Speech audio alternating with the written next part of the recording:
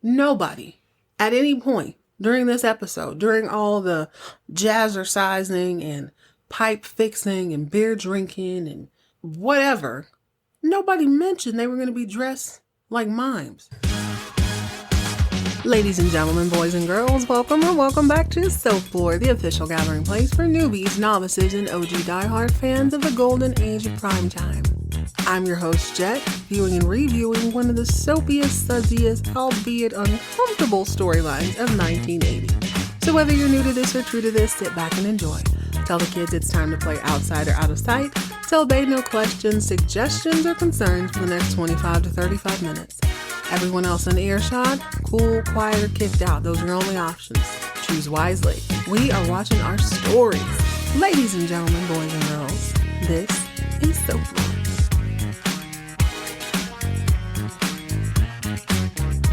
What's up, party people? Welcome back to another fun-filled edition of SoapLore. I hope your day is shaping up well. Mine's doing pretty good. So, coming off of a long trip, so it feels good to be home. It feels good to be back in the saddle. We're not jumping on any saddles today. We are on the West Coast doing the absolute most on a very sexy of Knots Landing, Season 2, Episode 6. Now, I accidentally did a thing. I'm sitting down to watch Knots Landing, and I'm probably about 10 to 15 minutes into the show before I start to think, wait, what are they talking about? What is this? I accidentally skipped over Episode 6, which is called is it First Step or The Step? That's exactly what happened. It's called Step 1. Season 2, Episode 6, Step 1. I was about 10 to 15 minutes in it. They're saying things that I'm like, wait, what happened? But then also I realized that I didn't catch the name of it. So I go back to look. Sure enough, I had started watching Episode 7. Don't matter. It's really good too. This is soapy. This is exactly what I'm talking about. When I think of primetime soap operas back in the day, I'm thinking of these juicy, super lathery, bubbly storylines that keep you hooked. I'm also realizing a lot more about myself as I watch this. I am the problem here. It really is me. I still, even after 2 years, after over 100 episodes of primetime vintage soap operas, I still believe this to be the age of innocence for some reason. I don't know why I can't quite shake that. I think anytime I see people in sort of 60s and 70s clothing, I expect it to be rated G by and large. I know they're going to hint at certain things. I know they're going to allow the audience to assume that sex and other activities are happening. I hope the kids are outside this episode. Heavy emphasis on playing outside or out of sight. So when a storyline comes along or a scene pops up and I'm like, oh my God, I'm clutching my pearls. This felt like a little bit like Cinemax. Maybe not that bad, but baby, we got something to talk about this episode. So pour yourself up something delightful. Kick back as we jump into Season 2, Episode 6, Knots Landing, Step 1. I just said that I was a problem, and I think a lot of it, besides it being the age of innocent in my mind, which I should definitely know better, at least by now, these people, I can't quite place their age. As I'm watching the show, I mentioned this a few episodes back, when people button up their shirts, everybody's wearing professional clothing all day. I don't know who I'm looking at. I don't know if this is a grandma or what. Some of the people who are young, Richard on the last episode said he was 37. Baby, that's a hard 37. And it's not just the balding, it's the whole persona. I don't know how old I would have put him. 37. I was shocked. I thought that's awfully young. And then other people, I just couldn't quite place them. Valine, doing the Dallas math, she was about 15 when she met Gary and got pregnant. I'm assuming she had Lucy around 16. Lucy's 18. So that puts her at early 30s. 34-ish, something like that, depending on if she had her at 15 or 16. Still don't have a lot of clarity on that. Everybody acts like that was super normal, but I'm thinking she's early 30s. She and Lucy are not that far apart in age, or so I thought. Shout out to, okay, this is a comment versus fan mail. We'll get to fan mail here in a second. But it is KIPP. We'll just leave the rest of it out. Thank you so much for the information. They were kind enough to break down the ages of everyone. So Sid Fairgate, played by Don Murray, born 1929. Sadly, we lost him this year in 2024. Rest in peace, Don Murray. He was born in 1929. So Abby, played by Donna Mills, was born in 1940. That one shocked the crap out of me because I didn't even clock her when she showed up on screen because she seemed very, very youthful. I'm thinking 23 and I'm like, that doesn't make sense with the kid she has and this marriage. Like they're treating her very much like an adult. And I think if a 23-year-old divorcee showed up on your door, you would definitely have a different approach to her, but it makes sense. This was in 1980 or 1970. She's late 30s. Turning 40 by the time the show aired. She does not look it. Keep that in mind because there's a line this episode and I'm like, no, what are y'all trying to prove? Maybe it's not me being confused. Maybe you are confusing, not slanding. Karen Fairgate, played by Michelle Lee, was born in 1942, making her about 38 at the start of this episode. Joan Van Ark. Valine, the Vidalia Onion Queen, born circa 1943. And then Gary, played by Ted Shackelford, was born in 1946. So we're ranging in ages of what? God, my instant math is not good. That's like 34 to like 50. Interesting. Would I have guessed that by looking at them? Not really. I don't even think I noticed that Sid was quote unquote older, significantly older than Karen. Doesn't seem like it. Everybody seems like they're about in the same range. And honest to God, once you're older and married, it really doesn't matter. It really, after about 25, doesn't really matter if you marry someone 10 years older. No big deal. So thank you for that information. I truly appreciate that. Will it help me keep everyone's name straight? Maybe. Do they still look questionably ageless or overaged? A little bit. That's irrelevant. So Amy from Arkansas writes, love the show. I did not watch this in real time, but I am reliving it today. I'm also watching on Amazon Prime. Yeah, me too. She's talking about Dynasty, I think. She wants to know, what is the countryest thing you've ever seen or a country activity you didn't realize was too country? You mentioned the rattlesnake pageant and you call Valine the Vidalia Onion Queen. What other sort of country type things do you remember growing up or in present time? Thank you, Amy. Here's the thing about that. You grow up and everything is normal, even if it's weird. It's still pretty normal. And I think country activities such as a rattlesnake pageant and calling this woman a Vidalia Onion Queen it's just relative. So I didn't know that things were weird in country until I saw someone who was not from the area. So I have family. A lot of my family lives in Texas, East Texas mostly, North Texas. And when you come from places like that, or like a Houston, North Texas specifically, where Dallas is, and like a Houston, those people always seem so metropolitan, even though they were in Texas. So they didn't come off as country to me. And when my cousins from the North, like Colorado and Michigan, would come into town, they thought everything was country. So it's sort of relative. But I will say, because this woman's from Arkansas, that's why I think Amy, I understand exactly what she means. Like, sometimes you show up somewhere, you're like, dang, I feel real country. Meaning, like, you feel like kind of ding-a-ding-ding-ding-ding-ding-ding-ding, fish out of water situation. One of the things growing up that I thought was very, very country from, like, old people was that they really would drink out of jars. They would save jars and drink out of them. Now, I don't know if that was just kind of from that generation where they were just a little bit more savvy. They had to save things. But drinking out of a jar was very common. And now people do that all the time with their smoothies and stuff. We were pulled out of class to learn how to square dance. I thought that was weird, but that seems just extra, extra country. Some of the things I noticed is that if people be like, you look nice, you could wear jeans to anything so long as you have a belt on. I think that might be pretty country. Also, if you're wearing a button-down shirt, you were dressed up. That is very country. Okay, it's coming into place. I hear you, Amy. Of course, the barefoot thing, people walking around barefoot. eating pickled, you name it. Seems to be very country. People don't do that in a lot of places. But a lot of the foods and kind of drinking out of jars and having barn doors and things like that have suddenly become in vogue.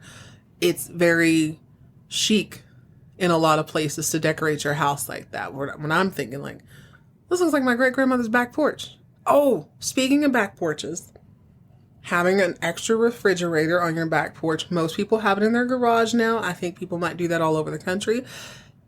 Hit me up in the fan mail. Let me know. Leave a comment wherever you're listening to this. Leave a review. Let me know if that is country to you or if it's not. But definitely putting like a washer and dryer on the back porch. I remember I had a friend when I was little. We're still friends to this day. But I can tell that we descended from country people who, if you just wanted to build an extra room in your house, you just closed in the back porch. And I do mean literally every house I would go in, everybody's grandparents were alive back then, these probably great grandparents. There was these huge quilts. It was always a little bit hot because old people in the country and in the South don't believe in running the AC like when there's a storm and stuff. That's very country. But yeah, the back room would always be a little bit wobbly because it's just built on a porch. Yeah, that kind of stuff. But now you have me thinking. I have to really pay attention because I don't realize something is until I compare it to the masses somewhere else. But thank you so much for the question. We're going to go ahead and jump into this episode. Remember, you can leave me a comment, concern, question on the fan mail if you are listening to this on your phone. I'd love to hear from you. Let's jump into this scandalous soapy episode. Last thing on the country, I just thought about this. My cousins from up north were always a little bit disappointed that they didn't see more people in like riding horses. But I literally saw people riding horses every other day. Not necessarily to the grocery store. That would be weird. But up and down the main street, it's pretty normal. Just if I see someone on the side of the road riding their horse around, I don't even think twice about it. But enough of that, y'all. We're not in the country today. We're on the West Coast doing the absolute most on this exciting, fun-filled, sexy episode of Knots Landing. I like to go ahead and get the fluff out of the way. I love the way they stack these shows. I was able to watch 10 to 15 minutes of the next episode because although it is a serial series, it's not necessarily... Every episode could kind of stand alone and you'd be fine. They always throw in a little kind of throwaway scene. Actually, I shouldn't call it a throwaway scene. It feels like more of a seed. Let's go ahead and plant this seed so that it's in the audience's mind. So when it pops up later, it'll really bring the heat like we needed to do. Among the many, many topics we're going to discuss today, not limited to day drinking debauchery, why hot booze, hot tubs, and hot temperatures do not mix well, the short length phenomenon. That was a mouthful. This is the discussion of the slow demise of visible man thighs. Boomer teenage tantrums, something I've never seen, but we need to discuss. I have a theory here. Blast from the past for millennials. It's the at-home workout craze. We got to talk about it. When is it okay to be a stage mom? And last but not least, the backstage upstaging. That is when the side chick and side characters steal the show. This and many more things on this episode. Right off the bat, the throwaway scene of this episode in particular is Gary Ewing. Not in a negative way. He showed out last episode sniffing out bad girl Kristen. He knows something is up. I love how messy he is getting on the phone being a gossipy old lady. And BaBy didn't know what was going on. That's another thing. BaBy's age is very ambiguous to me. So is Pam's. They're supposed to be early 20s. They don't really look like it to me. Seems like everybody's around 34, 35. It's a topic for another day. Gary Ewing, or Ted Shackelford, wants us to know that he is fine. Okay, he is sexy. He is clearly the sex symbol on this episode. I get the feeling he and Kenny kind of go tit for tat, tat for tit. Kenny's a playboy, but Gary's like, you're going to look at my body, though. I'm going to paint on an outfit. Only on this episode, he ain't wearing no outfit. He is summertime fine all years long. 17 minutes into the show, and I have seen no less than 5 pairs of thighs, one of which belongs to the like of the throwaway kid himself, Gary Ewing. He is in the tiniest, teeniest baby bluest booty shorts I've seen on television. Booty shorts, not boxers. There is no opening flap. This is where that age of innocent thing comes in. Now, shorts by and large are not inherently sexy. They are simply clothing that makes sense for the temperature of the time, or sometimes they're just comfortable. But his are the daisiest of dukes, the coochiest of cutters. They are short, and I had to watch the scene twice. I'm not developing a Lorenzo Lamas, aka Lance Compson type crush or anything, but it was very distracting because all I see is his thighs. And I'm like, oh my God, he's going to spill all these shorts. He and Valine are in bed and they're having, I don't know what they're talking about. All I know is that he is showing off every muscle and ripple in his body. And I'm like, did he really have to be half naked? Any other time you see a man on television, especially someone's father, they're running out of the house in a robe. Not him. He wants y'all to know that he is summertime fine, prime and ready. He works out. He's toned. He's taut. You're going to look at him. So I got to see Gary's thighs 17 minutes in, kind of set the tone for the show. Seeing his thighs did make me kind of think to myself, where does this come from? Where do the short shorts, or when rather, do the short shorts appear? I can remember seeing several different movies where the guys are playing basketball and their shorts are shorter than Gary's. Not as tight, but they're short. So I did a little digging because inquiring minds want to know. My mind in particular wanted to know about the introduction of spandex, which will come up a little bit later. Seems like seems kind of like a calculated move to say, let's not only wear them short, let's make them shiny.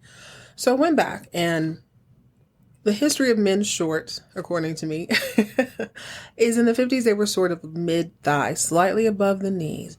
Then in the 70s and 80s, they were short, not only short, but they were tight. That's exactly what Gary's are. They don't look bad or anything. It's just jarring for my mind, especially in the decades I grew up in, to see that. In the 70s, they wanted them short and tight. They could be shimmery. They could be shiny, kind of disco era, if you will. Preferably spandex, nylon if you got it. I'll settle for cotton. So in the 90s, that's where we hit that kind of at or below the knee. That's what I remembered, especially if you're an 80s, maybe 90s kid. It's like the oversized clothes was huge at the beginning of the decade. And then it evolved into like board shorts in the early 2000s. But we'll see where it falls. And I'm just thinking, okay, I think of like the censorship. I think of what was deemed appropriate in the 40s, 50s, 30s. Where these men in these shorts are coming from. So I went back and I did a little more digging. I said, you know what? Show me pictures of people at the beach circa 1911. Baby, people were ready to survive. They didn't have time to cut a perfectly good pair of very used pants into some shorts. We're going to just roll these here britches up, and then we're going to climb in this water. We're going to have us a good time, or you get all the way naked in your long johns or whatever. That's what you swim in. You swim in that, you like it, you love it, you mind your business. 1925, very little had changed. Only men are now wearing this sort of leotard. Think of AC Slater on Saved by the Bell, that whole wrestling uniform. I don't know if wrestlers still wear that. I would imagine it's very practical for that. I put in 1935. Now, by this point, the women folk are starting to wear their stuff too. They're basically wearing a tankini top and like briefs on the bottom. Circa 1945, everybody said enough of this modesty crap. We're at the beach. It is 8,000 degrees. We're here to swim. Even the dudes were like, you know what? Enough of this. Nipples out, bro. And nary a shirt was ever seen again on a well-built man at the beach. Or a poorly built one, for that matter. It don't matter. Men will walk around and wear whatever they want, chest naked. It's a beautiful thing. But I just thought that's so weird because you think of like the modesty standards for ladies is obviously different. I don't really think about men in shorts, but these were the tiniest of tiny, and he was in good company, baby. This is 70s, 80s. Let the man thigh fly. The pendulum always swings back the other way, doesn't it? Let's go back. Starting in the 90s, they're like, you know what? Those fools at the beach who just rolled up their pants, they had it right, only we're not about all that extra work. Just cut them. Give me SpongeBob square jorts, and I am happy as a clam. said every 90s person ever. Can you imagine going swimming circa 1920 and you're like swimming in your drawers, you're on your long johns, you get out of the water, you're 57 pounds heavier because you're out here in wool drawers trying to survive, trying to be modest. And they're like, God, dog, it is hot. It's too much. This is too much for the thing I'm trying to have a pleasurable experience. Sometimes you just put on too many layers. You got to strip them down. But are we not all from time to time weighed down with the fabric of expectations, disappointments, loneliness?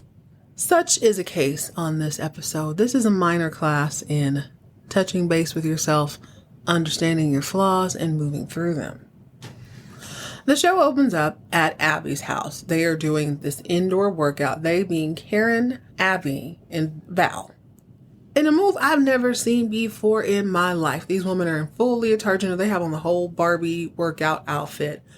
Leotard, pantyhose, leg warmers. Well, no leg warmers because they're gonna show you their gams, all their stems. Karen and Val start doing this booty scoot across the floor. I have never seen this in all of my life. Imagine sitting on the floor, legs stretched out in front of you, arms stretched over the legs so that you kind of look like a zombie in an old film, but you're on your butt. They then use the tautness and firmness and dexterity in their butt cheeks to scooch forward across the floor in this weird sort of ass shimmy, for lack of a better term. I ain't never seen this in my life. Abby's thinking the exact same thing. Enough is enough. They are basically smearing butt sweat across her carpet. She's not really into it, but the ladies are trying. They're working out hard because there is a talent show or a fundraiser coming up. You know, fundraiser is Karen's middle name. She's going to make sure she's going to be the talk of the town, and she's going to do it side by side with her daughter. Now she has this perfect shimmy little dance that she did back in her day, back in her high school days or college days. Is not totally clear, and it brought the house down, and she gets to relive this moment with her precious, precious daughter. Although we all know Diane is a humongous pain in the butt. Not my favorite person on the show, but I know she's necessary, and I know I will grow to love her. I can tell. I'm going to really like her eventually. But in the meantime, in between time, Diane's little mouth is quite slick. So as they're working out, they decide it's time to flip over onto their backs, hoisting their booties up in the air while doing like this invisible bicycle motion with their legs and having a full conversation. First and foremost, I bow down because y'all's cardio is on point. They are delivering lines. Nobody's breaking a sweat. It's weird, but they're doing their own thing in the privacy of their own home. I was immediately struck with nostalgia about the workout craze as I was a kid. Now, I believe the workout craze was probably a little heavier in the 80s. I don't really know when it exploded. I'm assuming late 70s or whatever. Do you remember workout tapes, workout DVDs were all the rage? Remember Buns of Steel? That's the workout they were doing on Clueless when Cher was trying to get Ty in shape after her makeover. Buns of Steel, sweating to the oldies, Tybo. Gosh, remember when the Pilates things came out? You could order them on DVD. It was all the rage. I just had like this moment where I remembered that Sweating to the Oldies commercial. Also, rest in peace, Richard Simmons. I'm like, what's going on? I was worried about Richard. I ain't seen Richard in years. Apparently he's been in the house, answering emails, making phone calls all this time, being a good Samaritan, but doing it from the privacy of his own home. I remember those Sweating to the Oldies like they were going out of style. My mom had every tape and loved them. Anyway, that's neither here nor there, but it's just so funny to me. When I think of LA, I do think of people being in shape, but I think about the gyms. But there was a time where people worked out vigorously in their front room or in their living room with other friends. How fun is that? We learn a few other things. Besides the fact that the talent show is coming up, Richard is popping in. He is not settling into his Mr. Momness as he should because he's a chauvinist. but he is making it do what it do. He comes over to borrow a bay leaf so he can make a proper plate of pork and beans and hot dogs, I think, chopped up in it. Beanie weenies is what we used to call them, but he calls it something fancy, and Abby's just kind of sniggling and giggling at everything he says. I'm thinking to myself, she just doesn't want to work out with these women anymore. As Valine and Karen are booty scooting across the floor and windmilling wildly in the air with their legs, they make a comment about Abby not needing to work out because she has such gorgeous gams, such beautiful legs and stems. Karen goes, well, just wait till she's 40. But with the information I just told you, like, she is almost 40. What are you talking about? So that's the thing. That's why I'm confused too. Is she supposed to be younger? Because she looks a lot younger, like early 20s to me. But she's clearly the sex symbol on the show too. But these women are showing all sorts of legs and thighs all episode long. I may not know how old Abby is, but I do know that Diana is a young, impressionable, albeit pain in the butt teenager. And she and her little friends are at that age where it's time to start, what's the word? Perhaps it's always there, especially in girl groups. There's always sort of this, well, I don't even say girl groups. When you were a kid, you sort of compare your milestones to your friends' milestones. Now, this continues for most of your life, as far as I can tell. But there's something about being on the same page with your friends as a youth that is of the utmost importance, even more so to a teenage girl. So Diana and her friends are chittering. They're enjoying the Southern California life. It's beach days, it's high school, everything's going well.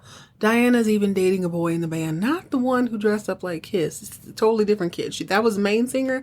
She's moved on to the drummer. Now, while this entire episode does revolve around this fundraiser / talent show that is at the center of the episode, it also is about sex. In the case of young, impressionable Diana, she feels like it's about that time. She's been dating BaBy, little drummer boy, for a little minute now, and her friends and her are sitting around the lunch table. Now, as I'm watching this, I said, I'll be damned. Is that Helen Hunt? Helen Hunt as a youth. Now, again, based on her outfit, I don't know what's wrong with me. She looks 12 to me, but it's obviously because I've seen her as an adult her entire life. This is my first time noticing her as a child. Helen Hunt is one of her homegirls, and they're all lying. It's very obvious to me as an adult. They're all lying about how they get it down, how it goes down in the bedroom. Well, Diana has not yet crossed that threshold, so she decides, you know what, it's about that time. As Diana and her friends are gassing each other up about the joys of womanhood and the male's ability to sniff out experience on a girl, her little boyfriend comes over and lets her know that his parents are going to be out of town. Now, this is in front of her friends. So she goes ahead and she's like, you know what? Screw the basketball game, no pun intended. Let's just go to your house. Your parents are going to be out of town. Let's make a thing of it. Everyone knows what that means. And this is where girl code kicks in. Her friends start looking to and from each other, looking at her, and they're like, D, are you sure you want to do this? I don't think you want to do this. So I think one of her friends really has gone all the way. I feel so weird talking about teenage sex. It's so weird. Even though these people are definitely older than me in real life, it just feels weird. But her friend they're slowly cautioning her about jumping into it, but they also have to keep up this facade. So she's asking me, how is it? Oh, it was wonderful. It was like painting a picture, girl. Get some words down. Go play with your dolls, little girl. Doesn't matter. On the night of said basketball game, she does indeed go over to little drummer boy's house, and whatever happens, happens. He drives her home. She is just sort of in that state of, wait a minute, I thought I'd feel like this woman. She expected to have the full Judy Blume experience. She thought there'd be waves crashing, and she'd blossom with this knowing wisdom and maturity and just sort of sex appeal, and all she feels like is a fumbling little girl after the fact, and she wants to talk to her mom about it. Karen is preoccupied, not in a way that she's ignoring her. She's just sort of half listening in the way that mothers do. So listen, you got to do it. You know what I'm saying? You have to do it. When 100 people are talking to you, you have to be selective with your energy, and all of Karen's energy is about getting these costumes correct, getting her body right and tight for the show, for the number, making sure Diana is on point because it's very clear who the Diana Ross of this family is. Diana is no Diana Ross, okay? She is in the background. She ain't Beyonce. She's not at the forefront. Karen is the star of the show, and she'll be damned if her daughter's going to tippity-tap dance on stage and embarrass her. You better get in here in 5, 6, 7, 8 for Joe Jackson, you little girl. But she's in her laser-like focus to get the job done, to make the costumes, to feed the rest of the family, to be a mother to her boys, be a mother to Diana. She's missing the clues. Diana's not heavily saying it. She's just like, Mom, what about this? What about that? She's dropping little clues, but Karen is not picking up on it because she is a little bit preoccupied. Someone else who is surprisingly occupied is Sylvie. Sylvie she's a little bit of a conundrum for me. I kind of have to feel like I have to respect her because she is the Share Bear from Care Bears. So I will always respect the cartoon bears that helped raise me. But part of me just thinks to myself, like, Sylvie, you are walked into this situation eyes wide open. And from what I have gathered on this episode, Kenny is still living with her. Kenny has never had any qualms about telling her exactly how into Ginger he still is. He is making every effort. Well, he's not making the right efforts, but understand that his focus is not solely on Sylvie. If he had to pick between the two, we already know who it's going to be. If Ginger wanted him back, he would have been back. But Sylvie is the only place he can stay right now. Plus, they're tied together in this music. They have this whole sort of union that Sylvie seems to be misunderstanding. Not misunderstanding, she's walking into it blind. She feels like she can change the situation. Case in point, it is very clear on this episode that Kenny has a big, big, big crush on Ginger.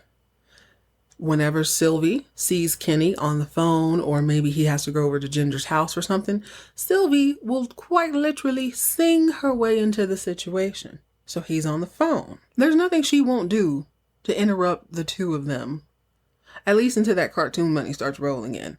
Now, Ginger calls up Kenny and she wants him to bring over some studio equipment for this whole fundraiser thing. After all, he is a producer. He obviously knows how to set it up. They're on the phone having this conversation, but I didn't get the details because the damn Share Bear comes into the room singing and wanna womp womp womp womp.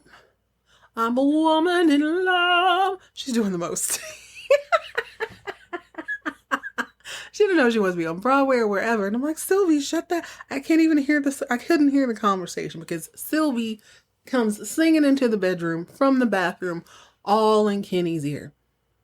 Finally, he hangs up and he's like, damn, Sylvie, what do you do that for? She's like, you're supposed to be working with me. I'm number 30 on the chart. You're supposed to be working on this. So she has systematically found ways to occupy his time in a way that Ginger never could. Ginger was cool with him having his own career. She had her own career, but him and Sylvie don't. And he already knows better than anybody else at this point, the grass definitely ain't greener with the bootleg Care Bear singer. So while Diana is trying to be a woman, Kenny is trying to satiate his side chick and win back his main woman, Richard is finding new ways to occupy his time. Since he's no longer preoccupied with the hustle and bustle and the life-draining grind of a 9-to-5, he has found new ways to make himself useful. Part of that is still giving Karen as much crap as possible about the job she tends to. Part of it is throwing nasty little insults to the rest of the women folk who are at home during the day, with him, mind you. But most importantly, he has found a cape to throw on. He is now Abby's new hero. He's fixing things around the house. You got a leaky pipe? I can help with that. You need these boxes moved? I can help with that. Mind you, there was no boxes when they were booty scooting across the floor in Abby's living room, but it doesn't really matter. The point is, he has found comfort in Abby. Abby could be because she doesn't know him that well. Could be because she is a freshly divorced woman who needs help. And although she has Sid and Karen and all Karen's kids to help her out with her bad kids, it's nice to have the attention of a man. They are both giving each other what they want. Now, does she need that much help? Absolutely not. Is Richard that good at fixing pipes and such? Absolutely not. He has a bird chest. There's no way he's good at lifting heavy things. Manual labor is not his jam, but they seem to be each other's jam. Keep that in mind. They're just kind of sprinkling in little moments together throughout the rest of the episode. Let's get back to Diana. Now, her friends told her at the beginning of the episode that a guy can kind of smell it on you, which seems a little bit inappropriate, but he can kind of smell it when you become a woman. So the next day at the beach, she is looking down and out, and they're all kind of assuming, but no one can get her to admit one way or another that something did or did not happen. She, of course, throws off in her little temper tantrum. She runs off so she can get a moment alone by herself at the beach. You know how it is. Just wants to breathe. Everything is going wrong. Well, here comes a charming young kid from Indiana, and he's all, hi, hey. Oh, shucks. Sure is nice to meet a friend. I'm all the way from Indiana, as if it's like across the pond or something. He's like, oh, hey, this is my first time seeing the ocean. He invites her to have beers, and we learn that he's living out of his car. Well, a little later on, one could say he smelt it on her, as her friend said, or is she just an attractive teenage girl? He's an attractive teenage boy. He's going to shoot his shot, especially after several beers. Well, they get to walking. She thinks he has a car, and when they arrive at his automobile, it's a van. He opens the door. She can see that he's got his bed in there. She's like, I thought you said you had a car. Why this is upsetting, I kind of understand, but also I don't. What did you think you were going to do in the car? You were either going to leave or do something, right? Either way, it's all too much. Maybe it reminds her of the night previous. She drunkenly runs to her car, jumps in the back of that station wagon, or in the front of the station wagon, drives home where her parents are pissed because all this time when she was over there throwing a fit at the beach, meeting Indiana and whatnot, Karen and the rest of the gang were at the high school rehearsing for this benefit dance or this benefit talent show. Karen is she's not trying to be a stage mom, but she is sort of reliving her glory days and vicariously living through Diana. Actually, she's not even vicariously living through her. I think Diana is her excuse to relive her glory days. Be that as it may, she notices pretty quickly that Diana hadn't showed up. She asks BaBy, the little drummer boy. Kenny is supposed to drop off some equipment, but he gets tied up at the studio. Ginger calls and cusses them out, sort of. And Karen is going off on somebody on the phone, but I couldn't tell you what happened because, once again, I was distracted on this episode. This time it wasn't by someone's thighs. There's like a ventriloquist in the background, which we'll get to at the end of this show. So back to Diana. Diana pulls up in the driveway. Sid and Karen are outside. Sid is allowing Karen to go off. They can tell immediately when she jumps out of the car that Diana is drunk. Diana, you're drunk. What are you doing? She's like, it was only beer. It wasn't liquor. Again, semantics. What's... I guess in all fairness, beers, I don't know. It seems slightly less addictive. I don't really know. I don't understand the mechanics of that, but I get what she was saying. But at the end of the day, girl, you're drunk. Sid and Karen are pretty okay with her just going upstairs. She's home safe. I guess the worst part of it is over. Plus, the show must go on. So the next morning, Karen and Diana are downstairs rehearsing, but Diana is just she's really going through it. She really needs a hug. She probably needs a warm bath. She needs a good heart to heart, but she can't manage to tell this to Karen. And Karen don't really care because, we have a show to put on. She's still living through her daughter, just a little bit. So let's get this moving, okay? So the night of the talent show / benefit show, and Diana does arrive to the school in enough time to bump into BaBy, the little drummer boy. And you realize this is the first time that they've actually talked about that night. They're both confused, and he finally just confesses. He's like, listen, I know I'm a drummer. I know I'm in the band. I know I live the life, but ultimately, I didn't know what I was doing. You're like, you're the only girl that matters. I don't have groupies. And she's relieved, like, oh my God. Whew. I didn't know what I was doing either. It was just really awkward. And they want to work it out. Like, you can tell for the first time that they really like each other, because when he was introduced at the beginning of the episode, he was just kind of telling her that his parents were going to be home. Now you see it. Okay, we're two kids. You're just as confused as I am. Whew, that's a relief. So now that bridge has been crossed, here comes Valine saying, baby, you got to go in there and get dressed. Your mama's waiting for you. They finally have some privacy. Karen can't stand the tension. She's thinking it's about the girl being drunk. Diana can't stand the tension, but she's not going to break. So finally, Karen's like, can we just please clear the air? Diana's mother, I've been trying to talk to you for a while, and you've just been ignoring me.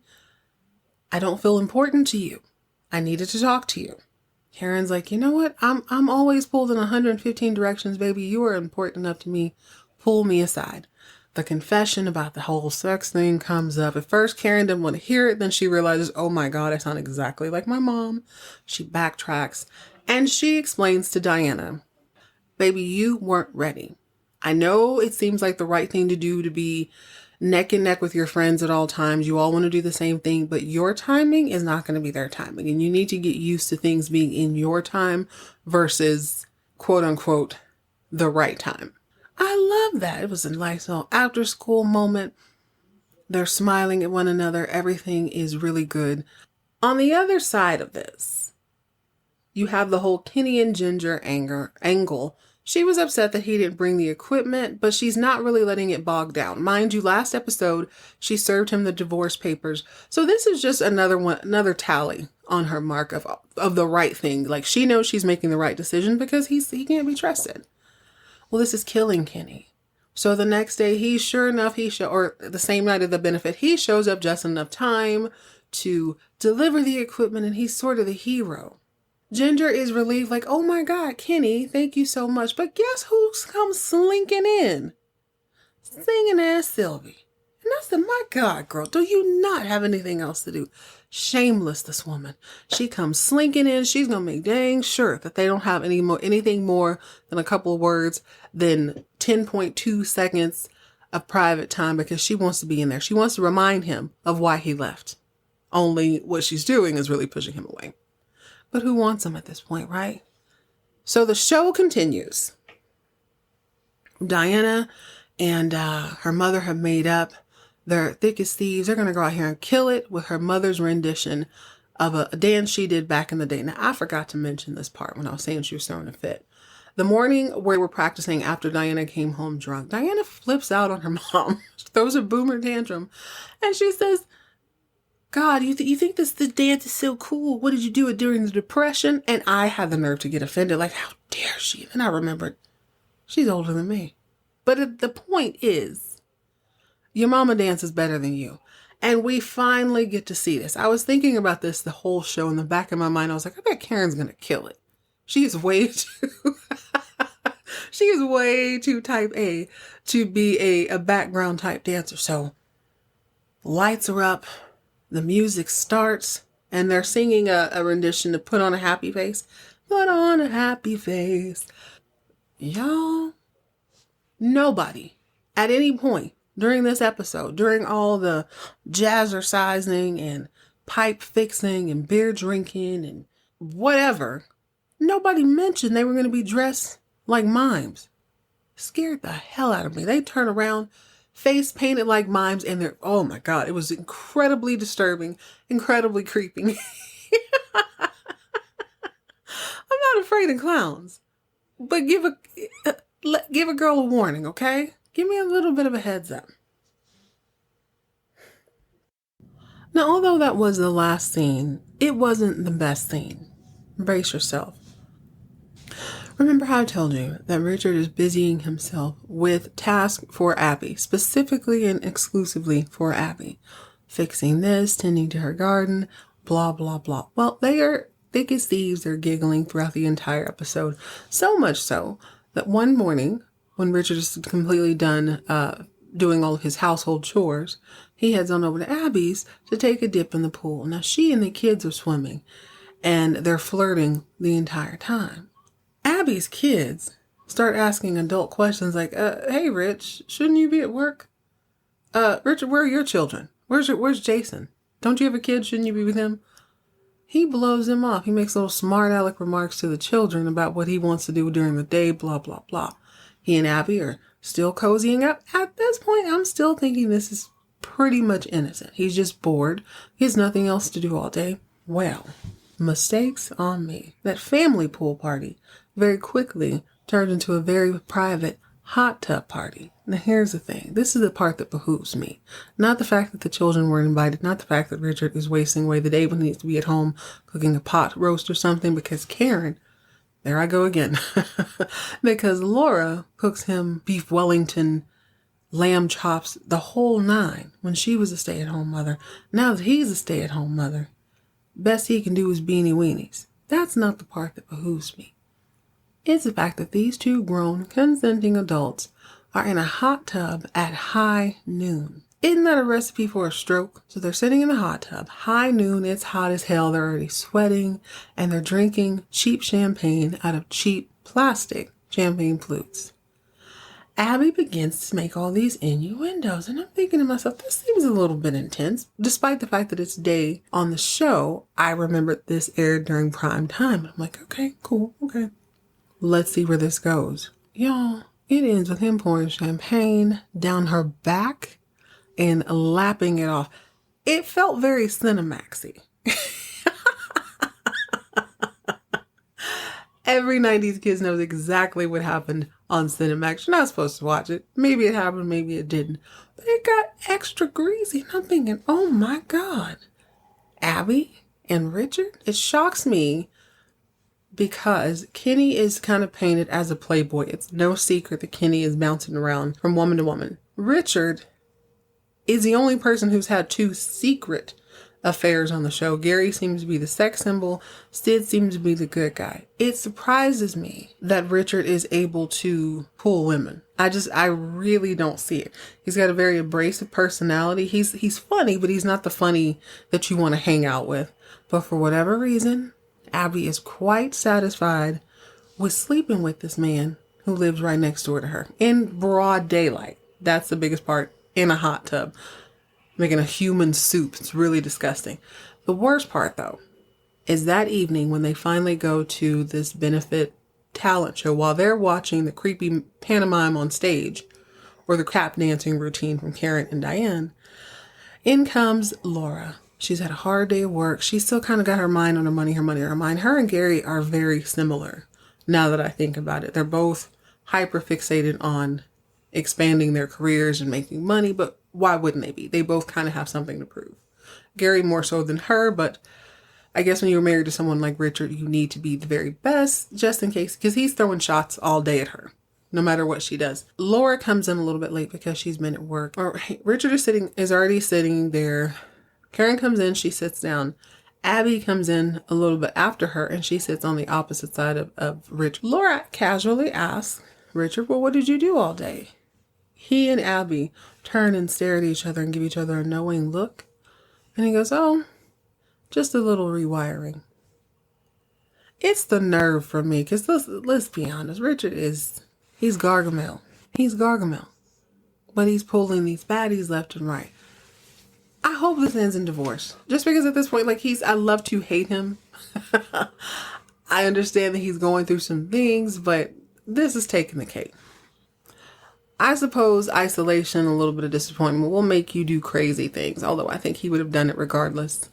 Before we get up out of here, I have to give a shout out to the extras doing the absolute most, or the background players upstaging the main characters. Sylvie is numero uno. She's coming out of shower singing. She's stealthily sneaking into high schools to sing. Anytime Kenny thought he was going to catch his breath, Sylvie came sha-la-la-la-lying back into the scene to make sure he knew where she was and that she knew where he was. This is a nightmare. This is single white female. This is Basic Instinct all before any of those existed. Sylvie is a nightmare. Despite the soapy, suzzy storyline of this particular episode, I say the real star was extra number 13, the ventriloquist girl. In the background, dressed like Raggedy Ann, and she had Andy in her lap as the dummy. So she's a ventriloquist, he's the dummy. They were having a full-on conversation. When someone would walk by, the dummy's head would spin around and then he'd spin back and talk. I was completely enamored and entertained by this completely mute set of extras, one of them being made out of Formica and wood. All right, guys, that's it. That's all. Join me next time so we jump into another debaucherous episode of Knots Landing. In the meantime, in between time, if you have a side chick, please make sure she's listening, because she's going to try her best to upstage you every opportunity she gets. Stay hydrated, stay moisturized, mind your business, and keep all of your drama on TV.